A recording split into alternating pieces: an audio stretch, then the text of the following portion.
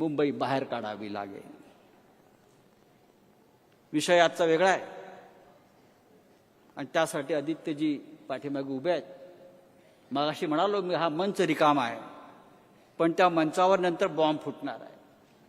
मतदार याद्यांचे घोटाळे म्हणजे कोणत्या लेवलला जावेत? मला प्रश्न पडायचा उद्धव साहेब, धृतराष्ट्राला 100 पोरं झाली कशी? हे सायन्स काय? 100 पोरं कौरव, 100 भाऊ कौरव. पण मोदींनी माझ्या प्रश्नाचं उत्तर दिलं, भारतीय जनता पक्षाने माझ्या प्रश्नाचं उत्तर दिलं. कौरव म्हणजे धृतराष्ट्राला म्हणजे कौरव 100 कसे, याबद्दल कोणाला शंका असेल तर त्यांनी आज मतदार यादी तपासावी. एकेका बापाला 40-40 पोरं.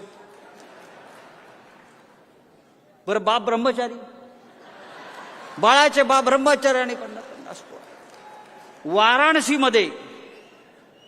वाराणसीमध्ये रामकमल दास यांनी खूप कष्ट घेतले आणि 14 वर्षात 42 पोरांना जन्म दिला.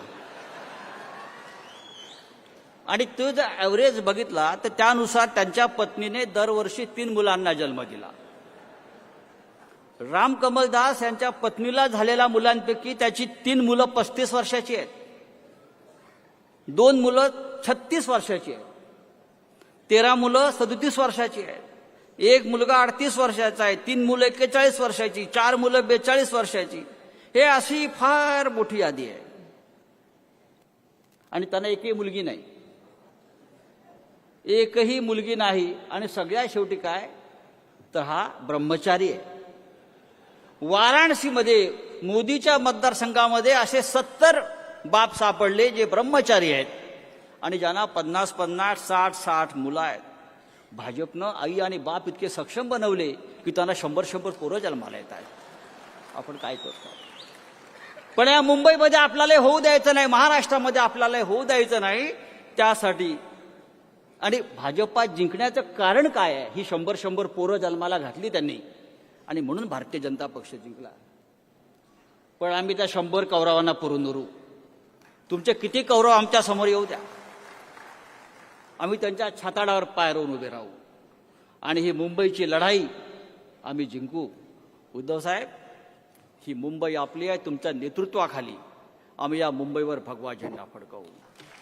आपण आलात, आपलं मार्गदर्शन आता होणार आहे. पण त्याआधी आपल्या सगळ्यांचे नेते, युवा सेना प्रमुख माननीय आदित्य ठाकरे हे इथे एक प्रेझेंटेशन फार महत्त्वाचं देणार आहेत. आपण ते प्रेझेंटेशन पाहावं आणि मी आपली रजा घेतो. जय हिंद.